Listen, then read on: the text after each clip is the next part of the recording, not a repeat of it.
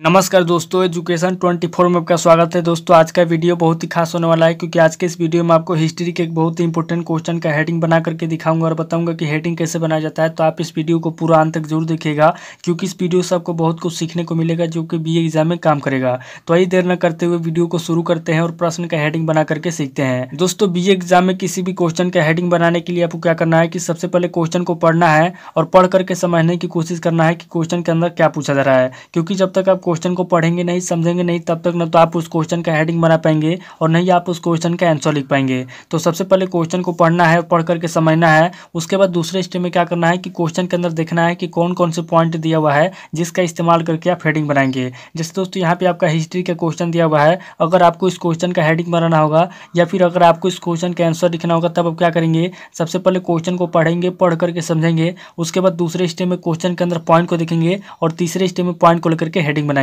तो दोस्तों बिना किसी देरी के हम लोग शुरू करते हैं और प्रश्न का हेडिंग बना करके देखते हैं। यहाँ पे दोस्तों आपका प्रश्न दिया हुआ है, लोधी वंश के पतन के प्रमुख कारणों का उल्लेख कीजिए।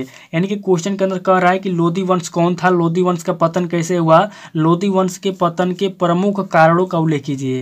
यानी कि लोधी वंश का पतन कैसे हुआ, कौन कौन से प्रमुख कारण थे, उन प्रमुख कारणों का उल्लेख करना है। तो यहाँ पे दोस्तों हम लोगों ने सबसे पहले क्वेश्चन को पढ़ करके समझ लिया कि क्वेश्चन के अंदर लोधी वंश के पतन के प्रमुख कारणों का उल्लेख करने के लिए कहा जा रहा है। अब दोस्तों दूसरे स्टेप हम लोग क्या करेंगे, दूसरे स्टेप हम लोग क्वेश्चन के अंदर पॉइंट को देखेंगे। तो यहाँ पे दोस्तों इस क्वेश्चन के अंदर पॉइंट की बात की जाए तो यहाँ पे दोस्तों आपका पहला पॉइंट हो जाएगा लोधी वंश, क्योंकि दोस्तों सबसे पहले लोधी वंश के बारे में पूछा गया है, इसलिए दोस्तों इस क्वेश्चन का पहला पॉइंट हो जाएगा लोधी वंश। अब दोस्तों दूसरे पॉइंट की बात की जाए तो यहाँ पे दोस्तों आपका दूसरा पॉइंट हो जाएगा लोधी वंश का पतन, क्योंकि दोस्तों क्वेश्चन के अंदर कहा गया कि लोधी वंश का पतन कैसे हुआ। तो यहाँ पे दोस्तों इस क्वेश्चन का दूसरा पॉइंट हो जाएगा लोधी वंश का पतन। अब दोस्तों तीसरे पॉइंट की बात की जाए तो यहाँ पे दोस्तों आपका तीसरा पॉइंट हो जाएगा लोधी वंश के पतन के प्रमुख कारण, क्योंकि दोस्तों क्वेश्चन के अंदर प्रमुख कारणों के बारे में पूछा गया है, इसलिए दोस्तों इस क्वेश्चन का तीसरा पॉइंट हो जाएगा लोधी वंश के पतन के प्रमुख कारण। तो यहाँ पे दोस्तों इस क्वेश्चन के अंदर देखा जाए तो आपका टोटल 3 पॉइंट दिया हुआ है जिसका इस्तेमाल करके हम लोग हेडिंग बनाएंगे। तो यहाँ पे दोस्तों हम लोगों ने सबसे पहले क्वेश्चन को पढ़ करके समझ लिया, उसके बाद दूसरे स्टेप हम लोगों ने क्वेश्चन के अंदर पॉइंट को भी देख लिया। अब दोस्तों तीसरे स्टेप हम लोग क्या करेंगे, तीसरे स्टेप हम लोग पॉइंट को लेकर के हेडिंग बनाएंगे।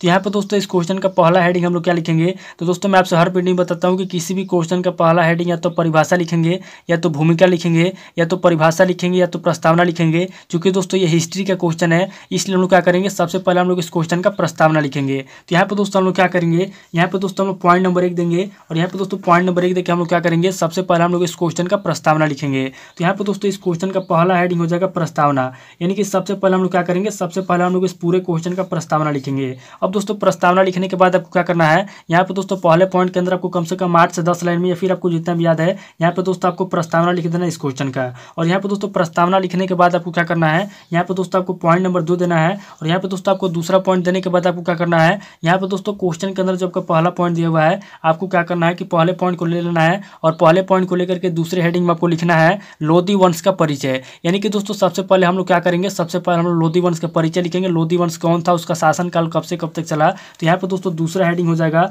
लोधी वंश का परिचय। तो यहाँ पे दोस्तों हम लोग लिखेंगे लोधी वंश का परिचय, यानी कि जो लोधी वंश है उसका क्या परिचय है, कब से कब तक उसका शासनकाल चला। यहाँ पे दोस्तों दूसरे हेडिंग में आपको लिखना है लोधी वंश का परिचय। अब दोस्तों लोधी वंश का परिचय लिखने के बाद आपको क्या करना है, यहाँ पे दोस्तों आपको दूसरे हेडिंग में आपको कम से कम 10 से 12 लाइन में फिर आपको जितना भी याद है, यहाँ पे दोस्तों आपको लोधी वंश का परिचय लिखना है। और यहाँ पे दोस्तों लोधी वंश का परिचय लिखने के बाद आपको क्या करना है, यहाँ पे दोस्तों आपको तीसरा पॉइंट देना है और यहाँ पे दोस्तों तीसरा पॉइंट देने के बाद आपको क्या करना है, यहाँ पे दोस्तों आपको तीसरा हेडिंग लिखना है लोधी वंश के पतन के प्रमुख कारण। यानी कि आपका जो यहाँ पे दूसरा और तीसरा पॉइंट दिया हुआ है, हम लोग क्या करेंगे, दूसरे और तीसरे पॉइंट को मिला करके यहाँ पे तीसरे हेडिंग में लिखेंगे लोधी वंश के पतन के प्रमुख कारण। यानी कि जो लोधी वंश है उसका पतन कैसे हुआ, पतन के कौन कौन से प्रमुख कारण है। यहाँ पे दोस्तों तीसरे हेडिंग में हम लोग लिखेंगे लोधी वंश के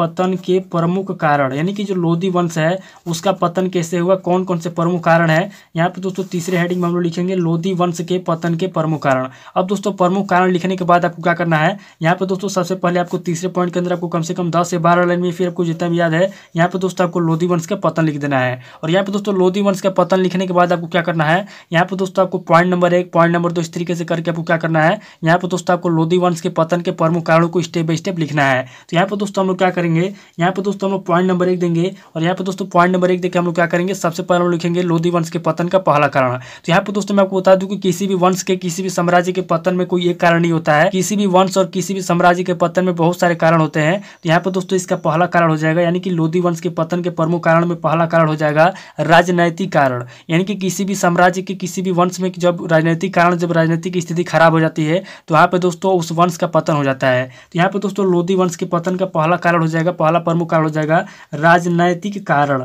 यहाँ पे दोस्तों हम लोग क्या करेंगे, सबसे पहले लिखेंगे राजनैतिक कारण। अब दोस्तों आपको क्या करना है कि पहले पॉइंट के अंदर आपको कम से कम 10 से 12 लाइन में फिर कुछ जितना भी याद है, यहाँ पे दोस्तों आपको राजनीतिक कारण के बारे में लिखना है कि जो लोदी वंश है उसका राजनीतिक स्थिति जब बिगड़ गया था तो उसका राजनीतिक स्थिति कैसा था, उसका हाल कैसा था। यहाँ पे दोस्तों आपको राजनीतिक कारण के बारे में लिखना है। और यहाँ पे दोस्तों राजनीतिक कारण, राजनीतिक स्थिति कुछ भी लिख सकते हैं आप। और यहाँ पर लिखने के बाद आपको क्या करना है, यहाँ पर दोस्तों आपको दूसरा पॉइंट देना है। और दूसरा पॉइंट देने के बाद आपको क्या करना है, यहाँ पर दोस्तों आपको लोदी वंश के पतन के प्रमुख कारणों में दूसरा कारण लिखना है। तो यहाँ पर दोस्तों लोदी वंश के पतन के प्रमुख कारणों में दूसरा कारण हो जाएगा सामाजिक कारण।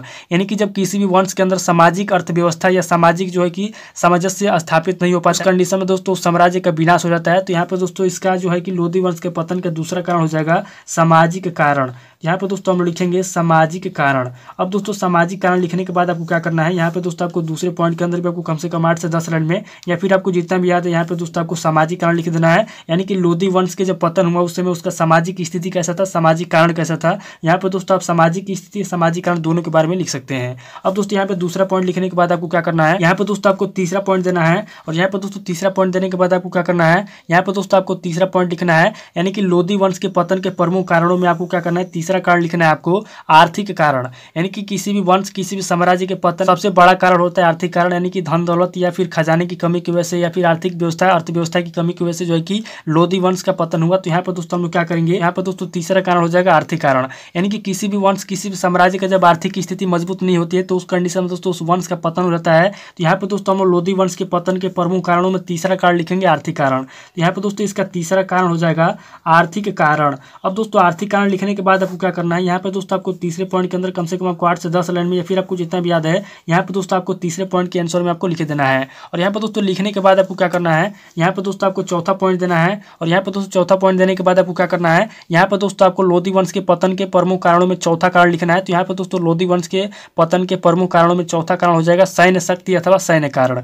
यहाँ पर दोस्तों हम लोग लिखेंगे सैन्य कारण। तो यहाँ पर दोस्तों इसका जो है कि पतन का चौथा कारण हो जाएगा सैन्य कारण। यानी कि किसी भी साम्राज्य के पास अगर सेना मजबूत है, यानी कि उसकी सैन्य शक्ति अगर मजबूत है तो दोस्तों उसका पतन नहीं होता है। लेकिन अगर सैन्य शक्ति मजबूत नहीं है तो यहाँ पे दोस्तों उसका पतन हो जाता है। तो यहाँ पे दोस्तों चौथा इसका कारण हो जाएगा सैन्य शक्ति। और चौथे पॉइंट के अंदर आपको क्या करना है, सैन्य कारण यहाँ पे लिखना है। और इसके अंदर भी आपको कम से कम 7 से 8 लाइन या फिर कुछ जितना भी याद है, यहाँ पे दोस्तों इसका आंसर आपको लिख देना है। और यहाँ पे दोस्तों लिखने के बाद आपको क्या करना है, यहाँ पे दोस्तों आगे आपको 5वां पॉइंट देना है। और 5वां पॉइंट देने के बाद आपको क्या करना है, यहाँ पे दोस्तों आपको लोदी वंश के पतन के प्रमुख कारणों में आपको 5वां कारण लिखना है। तो 5वां कारण हो जाएगा धार्मिक कारण। यानी कि जो भी वंश का पतन हुआ है, अगर धार्मिक स्थिति अच्छी है तो उस कंडीशन में दोस्तों उस वंश का पतन नहीं होता है। लेकिन अगर धार्मिक स्थिति अच्छी नहीं है तो उस कंडीशन में दोस्तों उसका पतन निश्चित है। तो यहाँ पे दोस्तों इसका अगला कारण हो जाएगा धार्मिक कारण। यहाँ पे दोस्तों हम लोग लिखेंगे धार्मिक कारण। अब दोस्तों धार्मिक कारण लिखने के बाद आपको क्या करना है, यहाँ पे दोस्तों आपको कम से कम 7 से 8 लाइन 10 लाइन आपको जितना भी याद है, यहाँ पे दोस्तों आपको 5वें पॉइंट के आंसर में आपको लिख देना है। और यहाँ पे दोस्तों लिखने के बाद आपको क्या करना है, यहाँ पे दोस्तों आगे आपको 6ठा पॉइंट देना है। और यहाँ पे दोस्तों 6ठा पॉइंट देने के बाद आपको क्या करना है, यहाँ पे दोस्तों आपको 6ठा कारण लिखना है। यानी कि लोदी वंश के पतन के प्रमुख कारणों में आपको 6ठा कारण लिखना है। तो यहाँ पे दोस्तों 6ठा कारण हो जाएगा विदेशी आक्रमण। यानी कि विदेशी आक्रमण की वजह से दोस्तों किसी भी वंश का पतन होता है। तो यहाँ पे दोस्तों इसका अगला कारण हो जाएगा विदेशी आक्रमण। तो यहाँ पे दोस्तों हम लोग लिखेंगे विदेशी आक्रमण। अब दोस्तों विदेशी आक्रमण लिखने के बाद आपको क्या करना है, यहाँ पे दोस्तों आपको 6ठे पॉइंट के अंदर भी आपको कम से कम 10 से 12 लाइन में फिर कुछ जितना भी याद है, यहाँ पे दोस्तों आपको विदेशी आक्रमण का कारण लिख देना है। तो इस तरीके से दोस्तों हमारा जो तीसरा हेडिंग था लोदी वंश के पतन के प्रमुख कारण, यहाँ पे दोस्तों हम लोगों ने 6 कारण लिख लिया। सबसे पहले हम लोगों ने राजनीतिक कारण लिखा, उसके बाद हम लोगों ने सामाजिक कारण लिखा, उसके बाद तीसरे पॉइंट के अंदर हम लोगों ने आर्थिक कारण लिखा, उसके बाद हम लोगों ने सैन्य कारण लिखा, और फिर यहाँ पे दोस्तों 5वें पॉइंट के अंदर हम लोगों ने धार्मिक कारण लिखा, और लास्ट में दोस्तों हम लोगों ने विदेशी आक्रमण लिखा। अब दोस्तों अगर क्वेश्चन के अंदर कोई पॉइंट बचेगा तो लास्ट में दोस्तों हम लोग क्या करेंगे, यहाँ पे पॉइंट लिखेंगे। यानी कि लोदी वंश के पतन के प्रमुख कारण में अगर कोई पॉइंट याद आएगा तो लिखेंगे, नहीं याद आएगा तो क्या करना है, यहाँ पे दोस्तों आगे आपको चौथा पॉइंट देना है। और चौथा पॉइंट देने के बाद आपको क्या करना है, यहाँ पे दोस्तों चौथे पॉइंट के अंदर आपको क्या करना है, यहाँ पे दोस्तों आपको निष्कर्ष लिख देना है। यानी कि इस क्वेश्चन का क्या निष्कर्ष निकलता है, लास्ट में जब कोई पॉइंट नहीं बचेगा तो लास्ट में आपको क्या करना है, इस क्वेश्चन का निष्कर्ष लिख देना है। तो इस तरीके से दोस्तों ये जो क्वेश्चन दिया होता है, और दोस्तों यहाँ पे निष्कर्ष लिखने के बाद आपको क्या करना है, यहाँ पे दोस्तों आपको कम से कम 6 से 7 लाइन में इस क्वेश्चन के निष्कर्ष के आंसर में आपको लिख देना है। तो इस तरीके से दोस्तों हमारा जो क्वेश्चन दिया हुआ था लोदी वंश के पतन के प्रमुख कारणों का उल्लेख कीजिए, यहाँ पे दोस्तों हम लोगों ने सबसे पहले इस क्वेश्चन का प्रस्तावना लिख लिया। उसके बाद हम लोगों ने लोधी वंश का परिचय लिखा। उसके बाद हम लोगों ने लोधी वंश के पतन के प्रमुख कारण लिखा, यानी कि जो लोधी वंश है उसका पतन कैसे हुआ, कौन कौन से प्रमुख कारण है। यहाँ पर दोस्तों हम लोगों ने 6 प्रमुख कारण लिखा और लास्ट में जब कोई पॉइंट नहीं बचा तो लास्ट में हम लोगों ने क्या किया, लास्ट में हम लोगों ने निष्कर्ष लिखा। दोस्तों एग्जाम में किसी भी क्वेश्चन का हेडिंग बनाने के लिए आपको क्या करना है कि सबसे पहले क्वेश्चन को पढ़ना है, पढ़ करके समझना है। उसके बाद दूसरे स्टेप में क्वेश्चन के अंदर पॉइंट को देखना है और तीसरे स्टेप में पॉइंट को लेकर के हेडिंग बनाना है। तो दोस्तों उम्मीद करता हूँ कि इस वीडियो से आपको बहुत कुछ सीखने को मिला होगा। अगर आपको वीडियो अच्छा लगा तो वीडियो को लाइक कीजिए, शेयर कीजिए और कमेंट करके बताइए कि आपको नेक्स्ट वीडियो किस टॉपिक के ऊपर चाहिए। थैंक यू दोस्तों।